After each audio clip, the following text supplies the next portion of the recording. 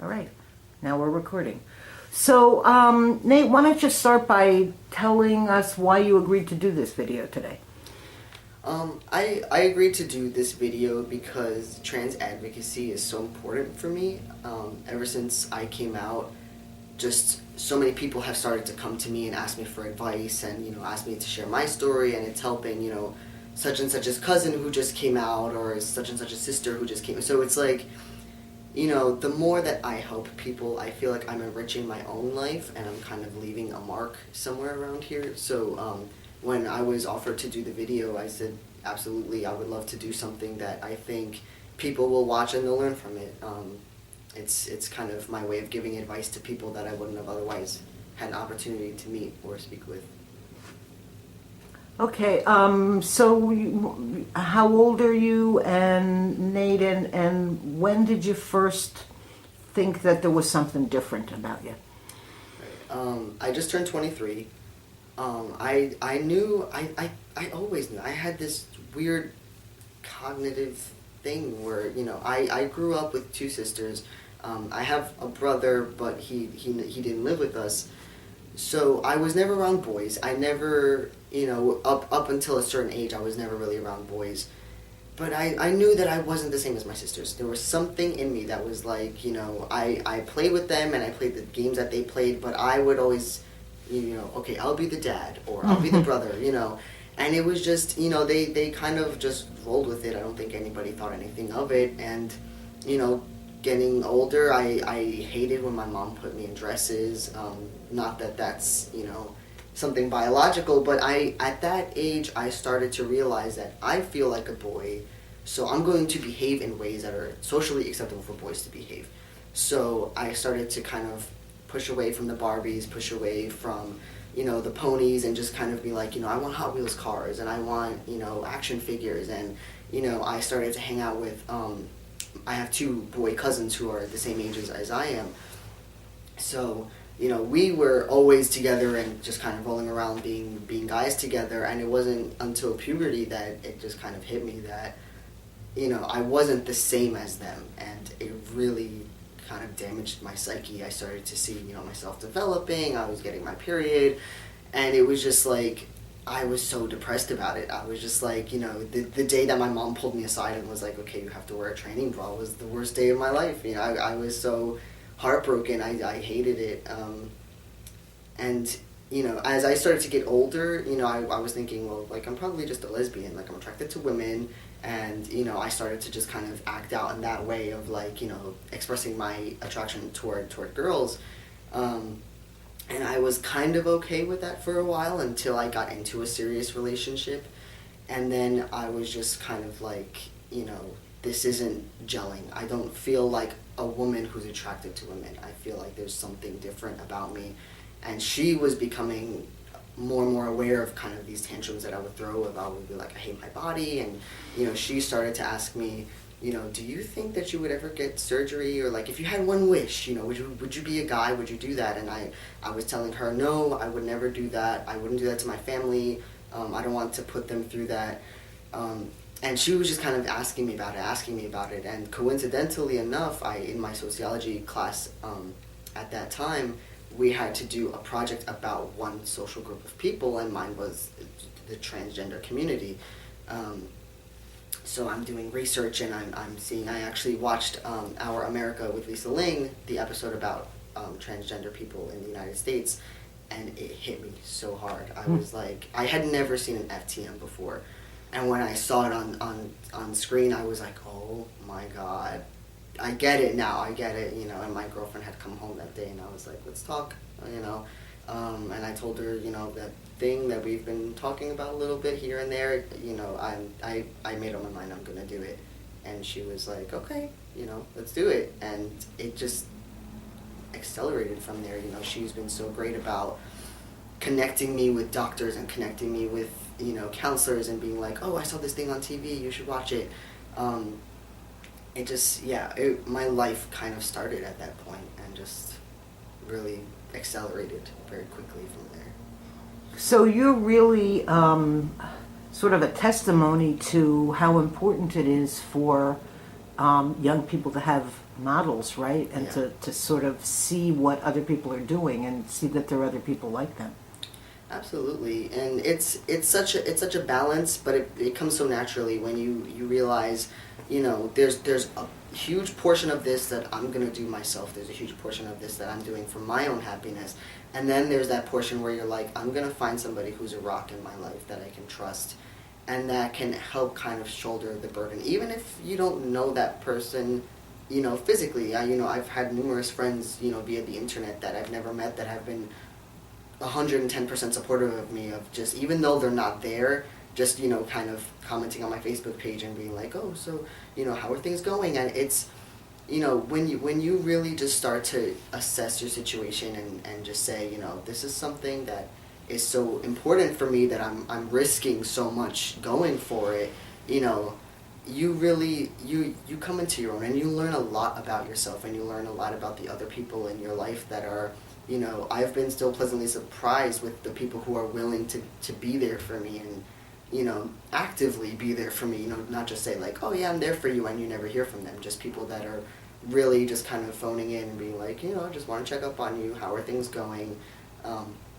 It's really important to have somebody in your life, like I said, even if you don't know them, to somebody that you can look to and just say, when I'm feeling like I'm getting a little bit weak with running with the ball, just pass it for a minute and just let somebody else run with it, and then you can take it back and, pursue, because it's your journey. It really is.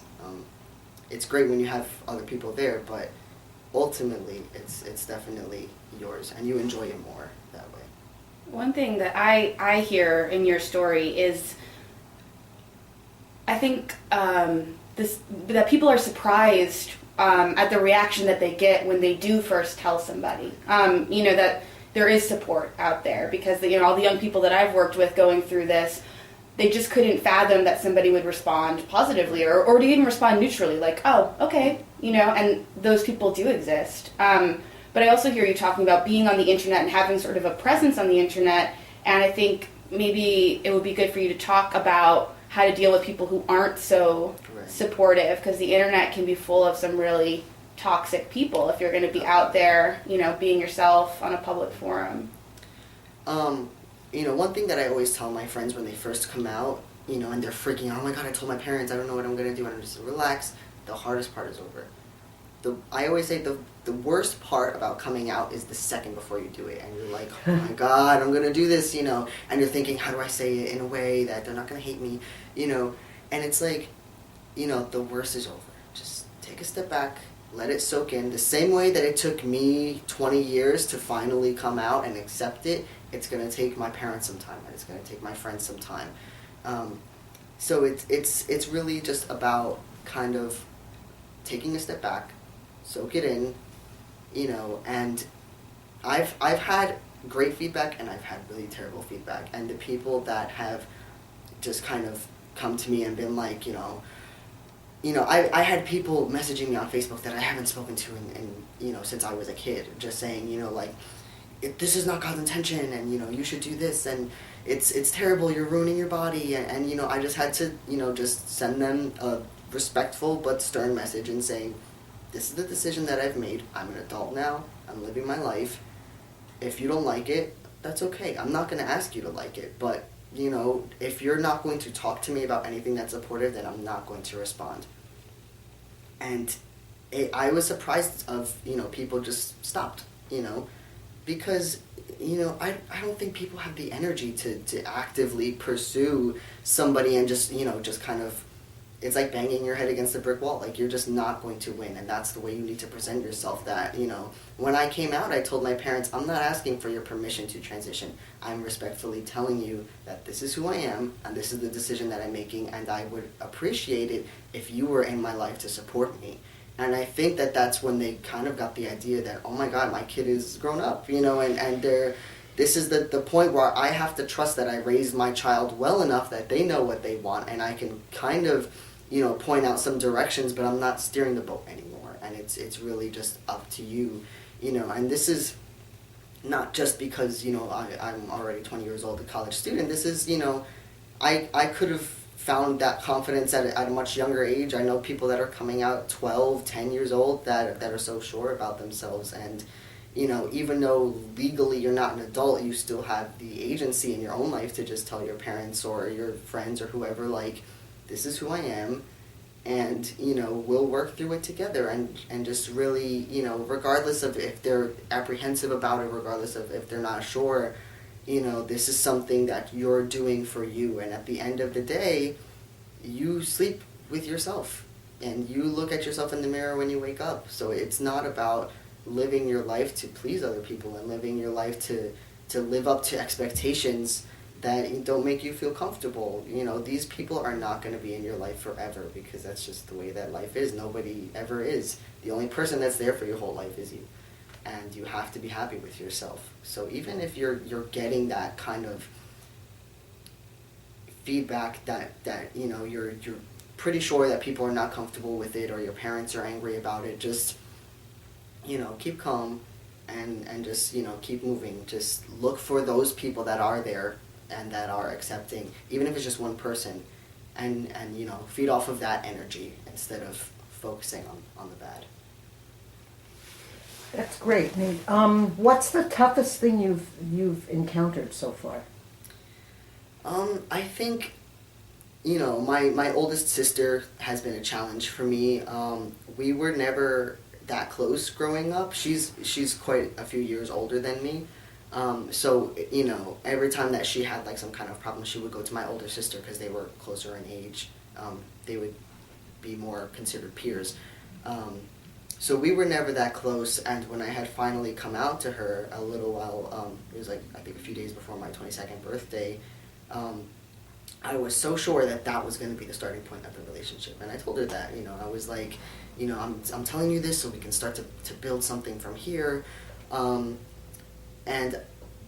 at first she was like, yeah, I'm your sister. I'm always going to be your sister. That's, and no matter what happens, this is who we are.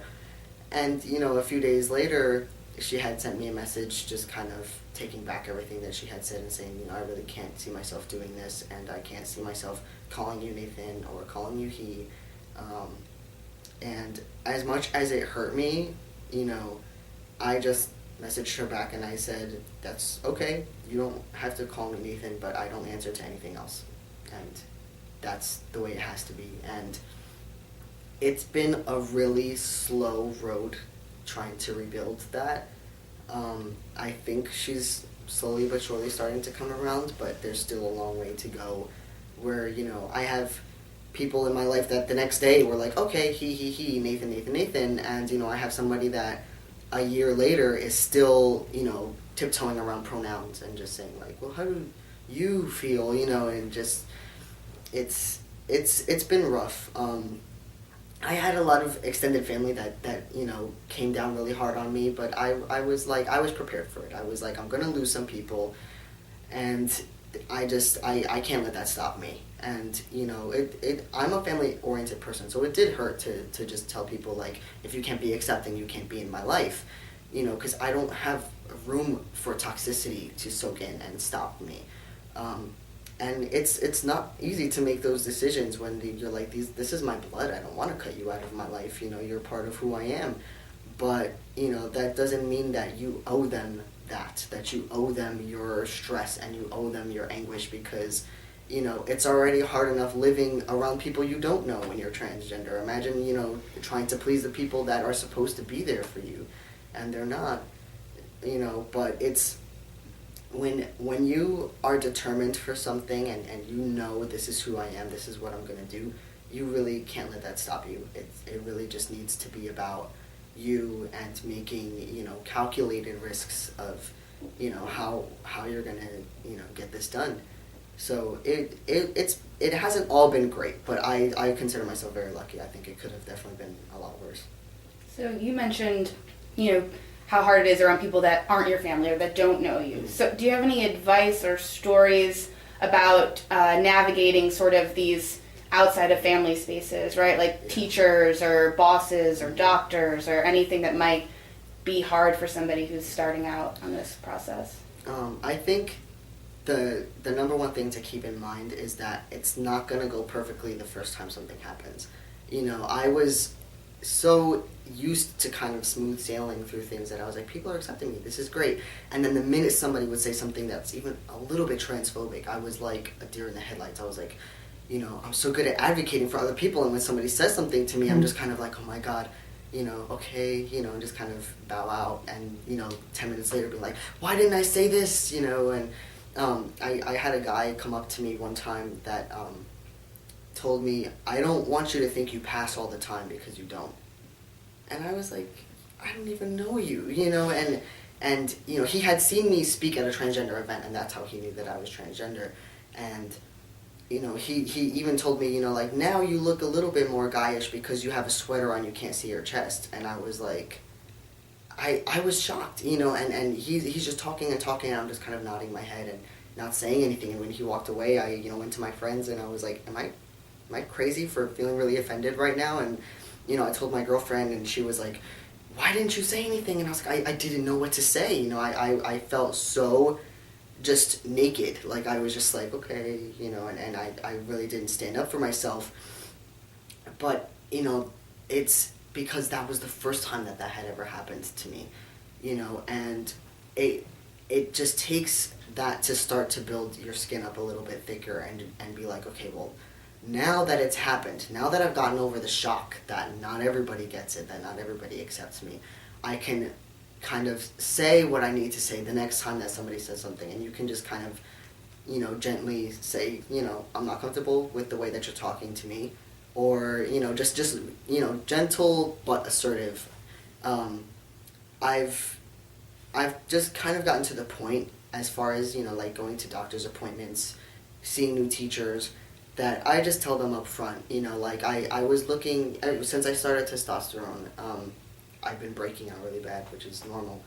So I was just calling dermatologists, and they would answer the phone, and I would be like, hi, I'm looking to come in, just clear my skin. Do you work with transgender patients or not? You know, and they would say no. I'd say, okay, thank you very much. Hang up, try the next person. You know, it's easier to do over the phone because you're not face to face with them. They have no idea who you are. So that's an easier way to go about things too.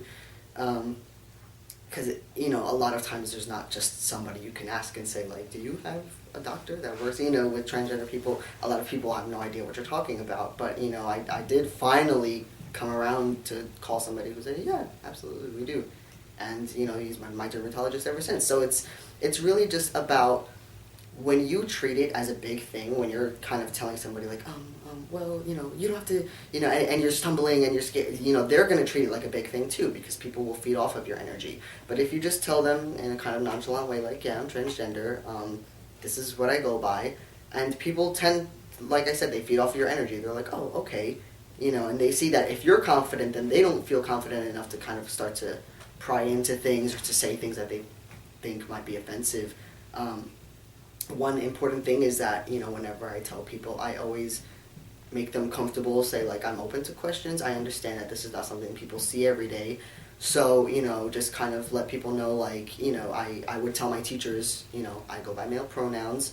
I go by the name Nathan. If you have any questions, email me. You know, if you have any questions, pull me aside after class.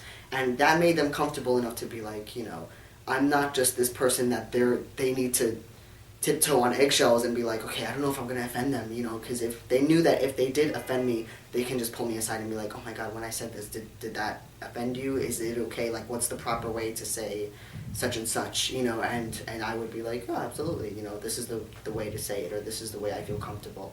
So just really being confident and just kind of, if you treat it like it's really no big deal, then most people will also treat it like it's no big deal.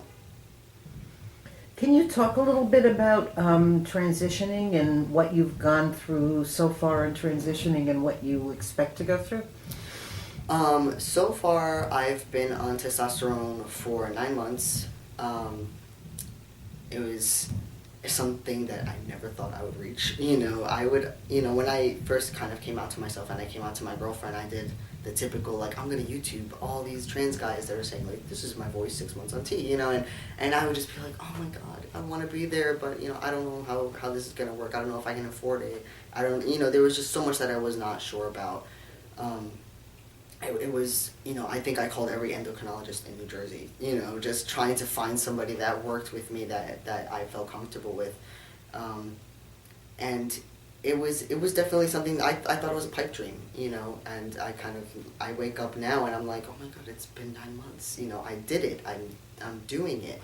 And it was something that I had to chase for myself, I had people that were there for me, like my girlfriend has been such a rock in my life of just, saying like, oh, I found this clinic, did you call them, did you talk to them?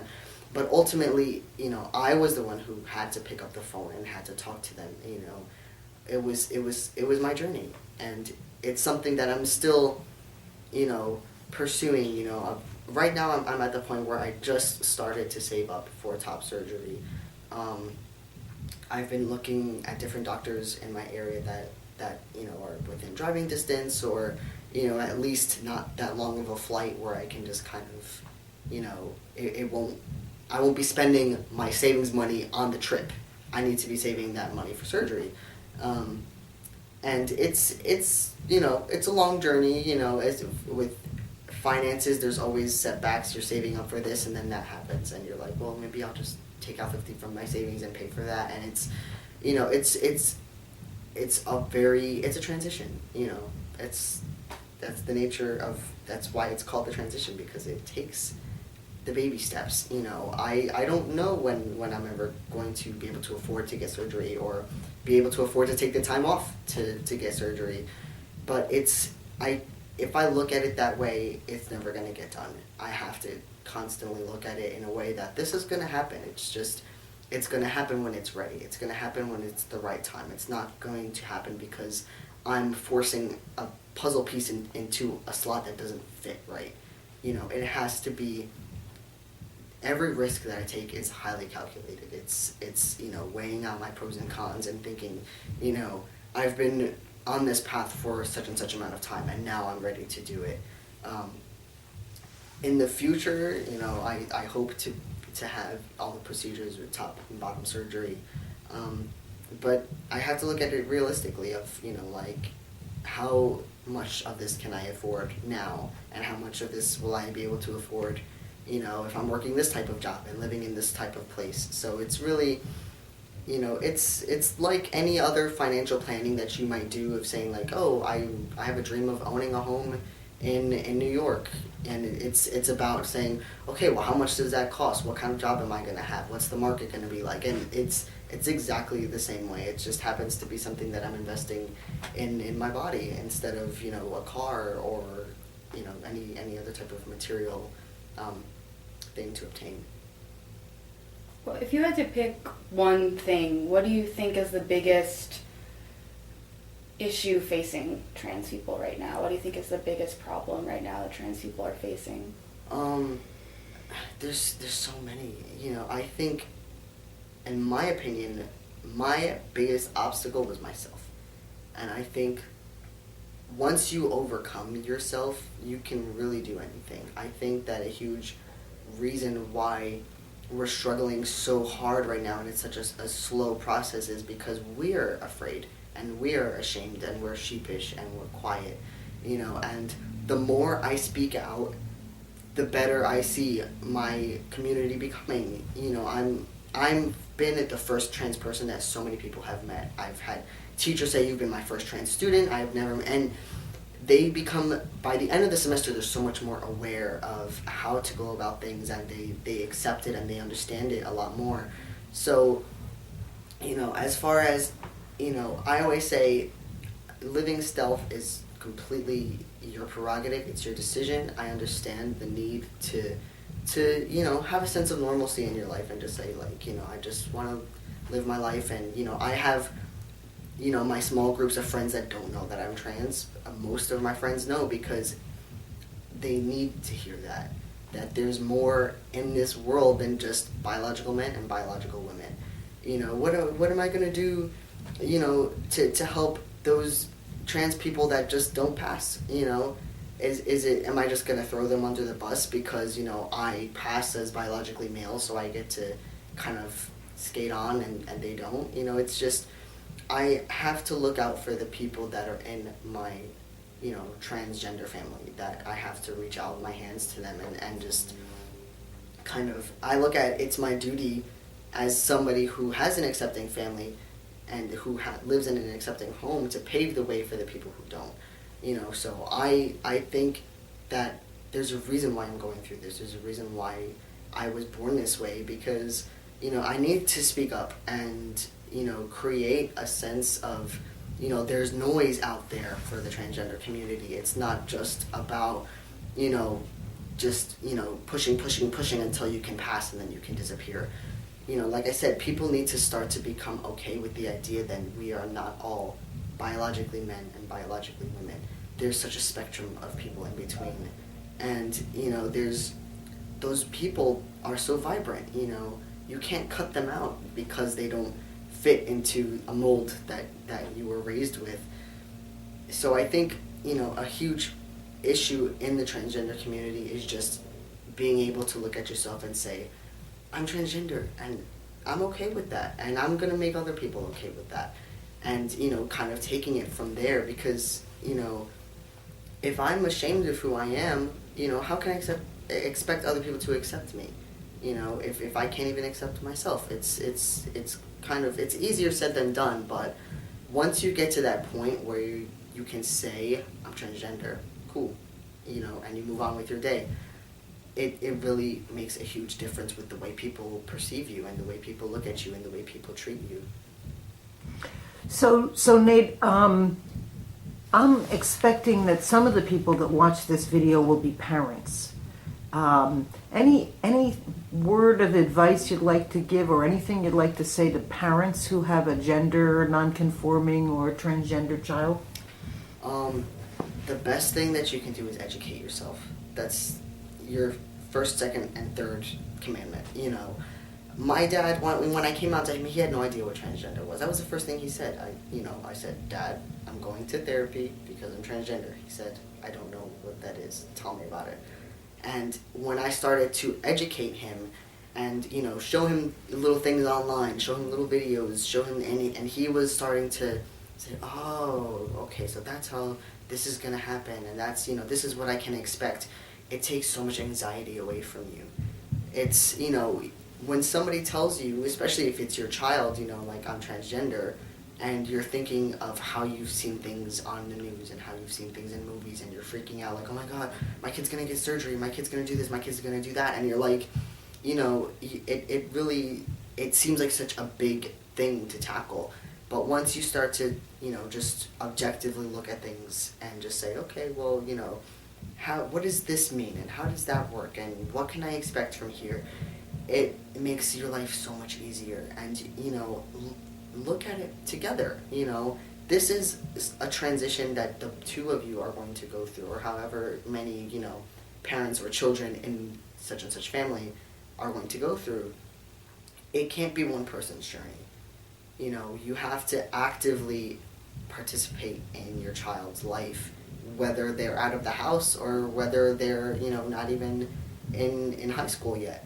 It's something that you have to realize that I am a parent. I have a duty to fulfill. It's something that you should want to experience. My dad and I have never had as close of a relationship as we do right now, because and he asked me, do you think we've gotten closer since you came out to me? And I said, Dad, you have to understand something.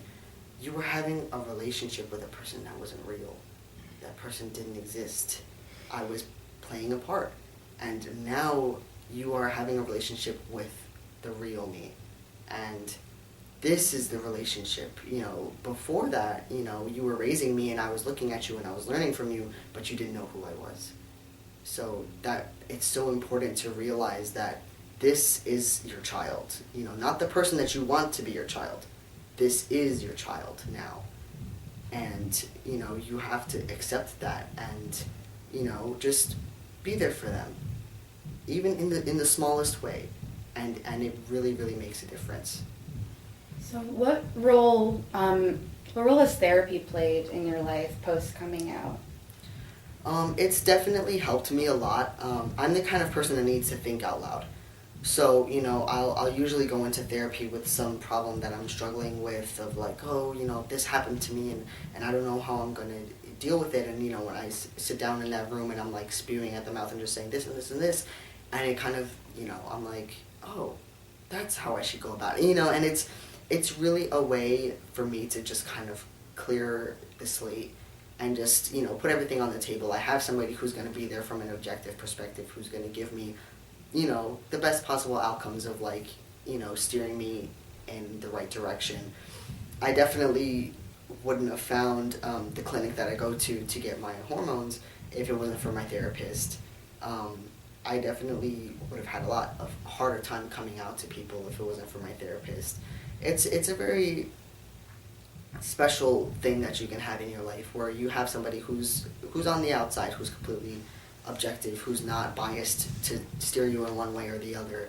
And it really it's calming. Like I said, it's a good thing for you to do, to really just clear the slate and have somebody, especially if you're in an environment where you don't have a lot of people who are supportive of your transition. You know, the therapist is there to just say, you know, I'm not here to judge you, I'm here to help you.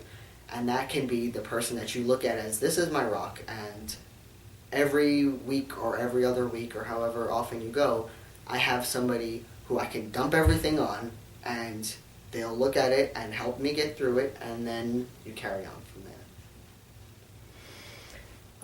Is there anything else that we haven't asked you that you'd like to say to, let's say, that kid in the middle of the country that's watching this video?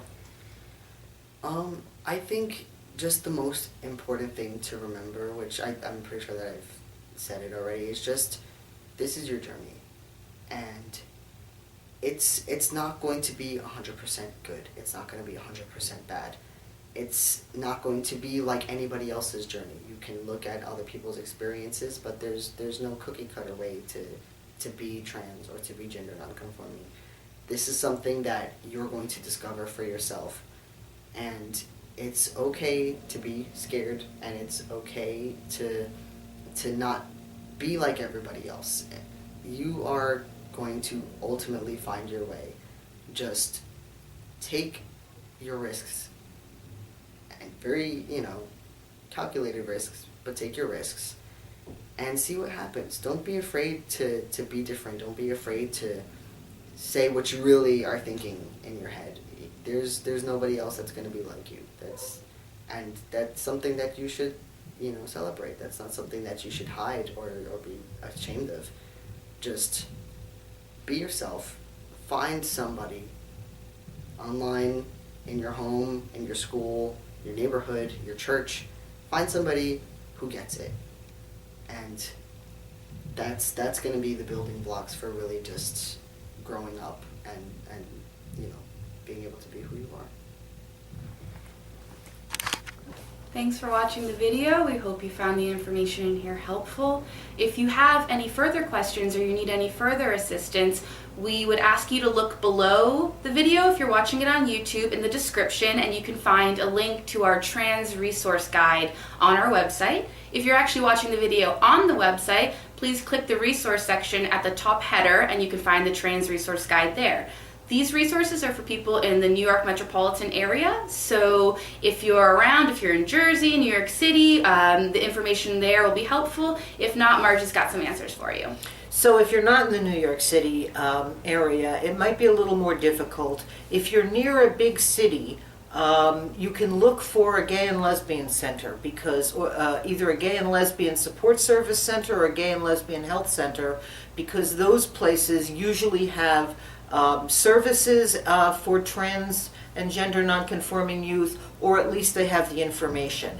If you are a parent, look for a PFLAG chapter near you. PFLAG is Parents and Friends of Lesbians and Gay Men, but that's how they started. But in fact, they include parents and friends of transgender people, gender nonconforming youth, and they will be helpful to you as a parent, and they also may have resources for your child. The point is that there are people out there who do want to help you, whether you're a trans individual or whether you're the parent of a trans individual, a friend. There are resources out there. And look for them, and we hope you like the video. Thanks very much. Thanks.